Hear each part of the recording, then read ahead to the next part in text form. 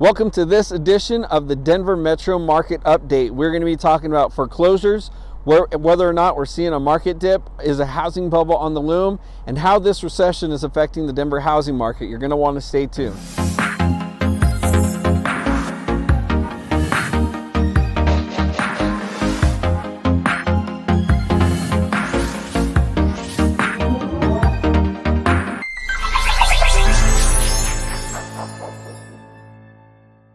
Thanks for tuning in. I am standing in front of an affordable housing complex here in Westminster that is going up. These are going to be apartments that are for lease right around 96th and Federal. So it's a great community. They're going to look beautiful, and they actually are scheduled to open in spring of winter 2021. So January, February timeframe. So this may be an option for you if you are looking for some affordable housing in the North Metro area. Today we're going to be talking about the Denver Metro market stats and how it's affecting the housing market. We're going to cover a lot of information. I hope it's helpful. I hope you stay tuned because there's a lot of good info that is going to talk about housing prices, talking about the dangers of overpricing. Are people taking concessions in this market? How is this recession affecting the housing market? Are we going to see foreclosures on the rise? And how are foreclosures going to affect our market in the coming months? Is the housing bubble about to burst? So some great information, so I hope you stay tuned. We're going to talk about price appreciation. Price appreciation is leveling, but the increase in demand are causing prices to rise again. So everyone's wondering, I had a friend that was going to buy like 10 years ago, and he said that he didn't, or probably about 6 years ago, and he said he doesn't want to buy because he thinks the housing recession or the housing prices are going to drop. Well, they haven't dropped, and they're only going to continue increasing. To take a look at that, we're going to take a look at this first graph and see that in second quarter 2020, quarter one 2020, if you look there, you're seeing it kind of level out, and that's kind of the beginning of the pandemic. And then as you can see, quarter three, it's starting to rise again. So demand is staying high. We're not seeing a drop. If you look in the past, around 2006, you can see the housing prices drop pretty drastically, the appreciation on homes. But we're not seeing that in this recession, and demand is still staying really high. So what I tell my buyers, if you are considering buying and you're waiting for housing prices to drop, do not wait. As you can see in this graph, this is data. This is hard data, not just my opinion, but my opinion goes off of the data, saying that if you look at the graph, housing prices are continuing to rise. So you are just going to continue to get less house for your money the longer that you wait. That's important to think about when you're talking about buying a house, because that could be $20,000, $30,000, $40,000, and that could be a few $100s a month in your house payment. So if you don't want to settle, then I would say buy now rather than later. You might have some competitive things to work through, but the important thing is to realize is that you're going to have to pay more for that same exact house without getting anything from it if you wait. So if you're thinking about buying now, December, January, February timeframe, or in the spring, which is typically the hottest part of the market, for the past several years, it's kind of moved into April and May. With the pandemic, we've seen a compression happening in the fall months, which is what we're experiencing right now, winter months. And but the big key is do not wait. If you're looking to make a move up, now is a great time to do that, because equity is at its maximum, of course, considering the season, but it's kind of balanced, because a lot of what I run into with a lot of homeowners wondering if it's a good idea to make a move up is they're not sure what they're going to find, or if they're going to find, or if they're going to be homeless in a year, or they're going to be homeless if they sell their house because there's nothing on the market right now. Well, now's a great time to make a move up. It's the best time to make a move up because you're getting the maximum for your home price. Demand is a little bit lower than in the spring. It's not quite as competitive. And if you're making a move up to some higher price points, that makes it a lot easier because you can afford more home. So it's a balanced area that makes it a little bit easier if you're looking to make a move up, because demand is still really high, especially entry-level housing under 400,000, that is still super competitive, and it's still a super great way to buy a house affordably. So that's the first graph that we're going to look at. Let's take a look at some more here. In the realtor world, one of the things that we look at as far as market and kind of adjusting and figuring out what the market's doing is months of inventory. A healthy balanced market is about 6 months of inventory, or about 20,000 homes or 15,000 homes on the market. Right now, we're going to take a look at this graph here, and it says that we are still in a strong seller's market. If you look at the light blue line, that's third quarter of this year versus the end of year on other years. So we've slightly risen a little bit in the past few years around this time frame in third quarter.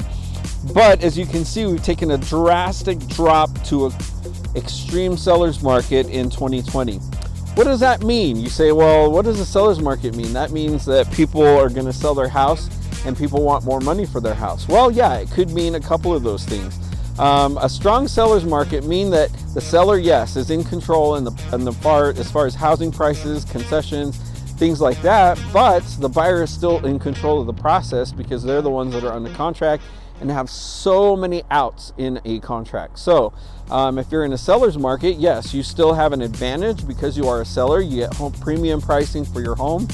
But as a buyer, that gets it a little more competitive. It makes it much harder to find a home the stronger seller's market that we get into. So there's a lot of things that you can do outside of price that might affect your final sales price and you actually getting the home. But as you can see, as we look at this chart, the seller's market, we are still in a very strong seller's market. Months of inventory is dropping. So we were at a little about two months of inventory, third quarter in the past years. Now we are barely edging 1 month of inventory. That means if all the homes on the market stayed on the market, it would take a month to sell out of everything and there would be no homes left. So that tells you that demand is still really high. It means top dollar for sellers, but house prep, staging, and condition are still super important. Just because it's a strong seller's market does not mean that people will buy anything. Well, that's not saying that they won't buy anything, but if you want premium dollar, it's still important to invest in those things that are going to bring you that top dollar. Staging, the condition of your home, kitchens, bathrooms, all those kinds of things. I do have a guide I can send you for free if you want. Just click on the link below, tell me you want my seller's guide. I'd be happy to tell you what areas are that you can invest the most, that you get the biggest return out of in your home. So click on the link below, message me, or whatever platform you're seeing this on. Let me know that you'd like a copy of that book and I will send you one for free. So let me know. So as you can see, a balanced market, if we look at this chart, a balanced market is between 4 and 6 months of inventory. We are way far away from that. So people are asking, are we near a bubble? Are we nearing the recession of 2007, 2006 era? If you look back in 2005, 2006, that was the worst, right? But we were still just at a balanced market, just below that. So it's important to keep that in mind, that we are so far away from that. It would take 5 years or so. Look at that. If you look at 1999 with the strong sellers market to 2007, that's almost 7 years to get to that level. So even if we started in that direction now, we would still be facing a long time before that's even going to happen. And as we look at the history and the graphs, it took a long time for that price to drop. So keep in mind, it is still a great time to sell, a great time to buy. Right now is the best time if you're looking to make a move up. If you're thinking about waiting, about buying, you need to buy now, not next spring, because you're going to pay $20,000, $30,000 depending on your price point. You're going to pay even more next year for the same exact house, no improvements, you don't get anything additional. So if you're struggling to qualify where you want to get, you need to do it now. So there's some good info. Let's take a look at the next step. The next thing I want to talk about is the down payment and closing cost help. There is so much talk. I hear my lender friends talking about it. I hear clients talking about it. Are sellers accepting concessions right now? Are they accepting offers that have concessions, and I have lenders saying, no, it's impossible. But I've written offers and they've gotten accepted with seller concessions. It all depends on the situation. So, but the awesome thing is now it's not just my offers, but now I have data to actually back that up. So if we look at the concession trends chart, here it says that concession trend homes, you see it declining, so it's less likely because we are in such a strong seller's market, but it's happening 41% of the time. So 6 out of 10 homes are going to, or 4 out of 10 homes are still going to accept a seller concession. We say, how does that affect me? That affects you if you're planning on making a move up, or if you are a first-time buyer and you need help, you have some money, or you're getting down payment assistance, but now you need help with seller concessions or with closing costs, which are run around $5,000. So maybe you have some to put down, but you don't have the other part of it. So that's where this comes in. So in a seller concession, you actually up the offer the amount that you need. So if you need if you're buying a house at $350,000, you need $5,000 in concessions, then you offer $355,000. And then you get your concessions from the seller that helps you towards your closing costs. Now, of course, you need to make sure that you can afford that, but it's a great way to get into a home, and it is still an option. If people are telling you it's not, I'm here to tell you it is. It may be a little tougher, but it's still an option that you may be able to get help with those concessions at additional amount, so you don't have to come out with that money out of pocket. So if you look at the concession amount to sales price in the home, in second quarter 3, we're looking at a couple things. So seller concessions are averaging about 1% of the sales price. So that is great news if you're needing help with that. It's important to consider that it's about 1% of whatever your home is worth, or whatever the home is. So, so if you're needing some concession help, they're still out there. Talk to me. We can talk about your options and make sure that you are getting the help that you need to get into a house.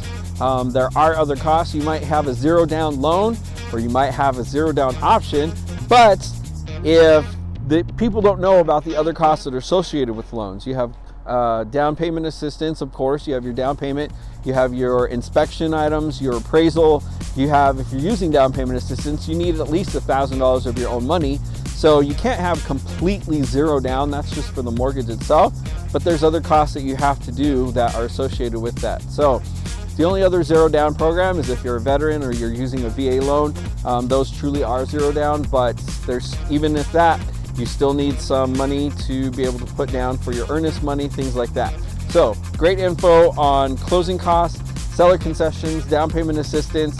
If you want more info, let me know. I'll be happy to talk to you about that.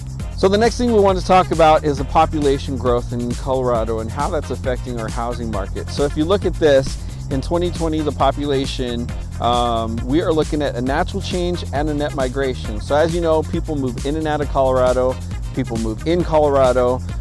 If you look at the 2020 third quarter, we can see that there's kind of a leveling out. So we're not seeing a huge influx of people, which is helping soften demand. I think right now we would be even in a worse state if people were continuing to come into the Colorado just like they were previously. But as you can see, it's pretty level across the board. We're seeing a softening in people moving.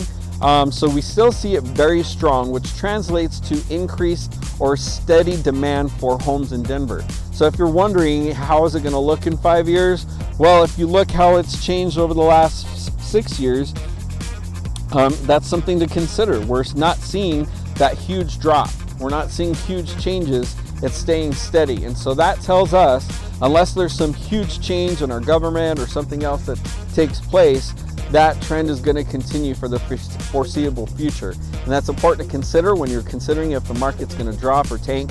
If you're waiting for that moment when the housing bubble bursts, we've been waiting for that moment for the past 5 years and it still hasn't happened. So it's important to think about making those changes, assessing those needs in your life as to whether or not now's a good time, because right now you could be waiting for another 5 years and your house will probably still be appreciating. It's not going to change. There's still increased demand. We have beautiful quality of life. We have so much going for Colorado, economic diversity. There's so much going that really makes this an attractive place for people, and they're continuing to move here and stay here. Some are moving away, I'm sure, because of affordability. It's kind of difficult, but at the same time, it's kind of evening out. So we're not seeing that change. And that's my prediction for the next 4 or 5 years at least. We're going to continue to see that. So not a softening, just a leveling out in the market.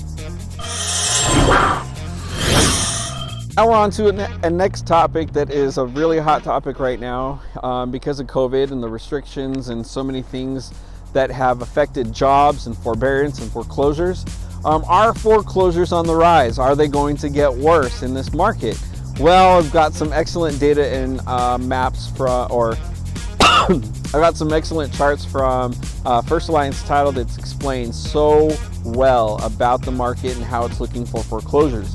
If you look at the graph here, we can take a look at the foreclosures in 2006 that were 346 homes that were in foreclosure. That is a huge astronomical number for the time. So if you're waiting for foreclosures, that was probably a great time to buy because there were tons and there were plenty. So now we take a look at how is that similar to this recession? Well, the important thing to look at is right now in 2019, there are 61. So there were 8 times more or 4 times more. What is that? 6 times 4, 6 times 8. I don't know.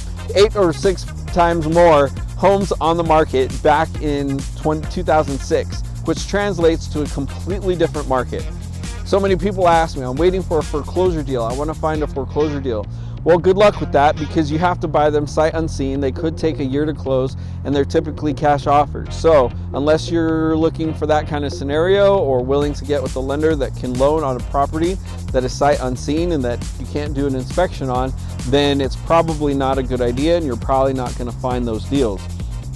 So what to do if you're facing foreclosure? Maybe you did a forbearance and you can't afford the forbearance plan. Maybe you're still not employed and you're still not gaining anything to be able to keep your home. Well, you do have some options if you're in forbearance that you can actually sell your home if you have some equity in your home, if you have some other options. Maybe it's time to move in with a family member in another state, or maybe you have some other options of rental or moving in with a family and you can rebuild your credit or rebuild your things once you get on your feet. But for now, you can take that equity and be able to put it towards other debt and other bills if you have another living situation that's an option.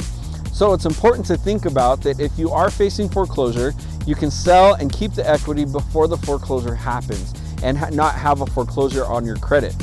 One thing is to think about is if you did file forbearance, that you can't do anything credit-wise because that forbearance is still going to be on your credit. So you got to pay back that debt. But if you're falling behind and you're not going to be able to, it may be time to sell. It may be time to get that. Contact me. We can talk about your options, make sure, see what all your options are, and help you walk through that scenario so that you don't end up homeless, so that you don't end up without any options. It may be the best solution for you, especially if you have equity. You don't want to lose that equity. Have it at least go towards something. Have it at least help you out in some way, somehow. The next graph that I want to look at is the discount on all detached single family homes. So if you look at the graph, selling at a premium to ask price in 2020, we are still right at the 0% level. So what that means is that you are not going to see the discounts that you were seeing in the last recession.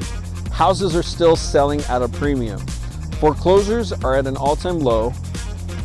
Houses are still selling at a premium, not at discounts. It's still a strong seller's market. Inventory is still low. So the deals that were available back in the day are not available in this recession. That's the biggest difference. We are still seeing a huge housing market demand, and so that's affecting this recession because it's not affecting the housing market. For investing, this means buy and hold strategy may be the best option. We say, what's a buy and hold strategy? Buy and hold strategy is where you buy it, you hold on to it, and you rent it out. And you hold on to it for a few years. I know there's a lot of people that want to do flipping because you make a lot of money and you renovate and then you turn it around, sell it for a profit. And those days are harder if you're getting into the investment pool, investment time of doing flips. Now, if you've got experience, yeah, you probably are doing it and you're doing it well and you're making money. But for your first venture out in this market, it's probably not a good idea. Deals are out there, just don't expect big discounts. It's important to remember that if you are buying or putting an offer on a property, that you're not expecting to get $20,000 or $30,000 off of the house, especially if there's 5 other offers. Now, it's important to think about that in this market, because as you can see in this market, people are paying a premium still. I just sold a listing that was $30,000 over our asking price. We did price it low as a pricing strategy, and it paid off because we ended up making $15,000 to $20,000 more than I was anticipating because of the demand in the market. And it all had to do with the condition of the house, the staging, all that kind of stuff. It all played a part in making sure that happened. So those are some things about the foreclosures, some great details for you. One other chart that I wanted to look at here, just talking about the demand in homes this market, is in 2007 there were nearly 5 times the amount of homes available per person than now. So if you want to talk the difference in the recession and the foreclosure and the options now, is there were 5 times as many homes. So I was close on that graph. So what it is if you look at the graph, the inventory of active homes per 1,000 people in Denver, the overall average is equals 6.7. But if you go to the bottom, recent sellers market equals 2.1 homes per person available. That is crazy. That is so low. There's no homes available right now, and it's tough to find a home. Those of you that have been looking know what I'm talking about. But people still getting homes. I've just helped several clients close on homes last month. And so it is still happening. You can still find a house. It might be more difficult and challenging, but you can do it. So don't let the market scare you. It takes an important person, an advisor, to really help you through that. I would love to be that person for you. If you don't have one, let me know. I can connect you with one. I have great resources to connect you with, great lenders I can partner you with. Please like, subscribe, and share this information. That helps me out tremendously. If you know someone that can use this info, or if you'd like to get more in depth into your personal situation, I'd love to help you out. I'm here to be a resource for you. Thanks for watching today. I hope this was helpful information. Like I said, if there's more that you'd like to talk about your specific situation, let me know. I'd be happy to do that. Thanks, and we'll see you next time.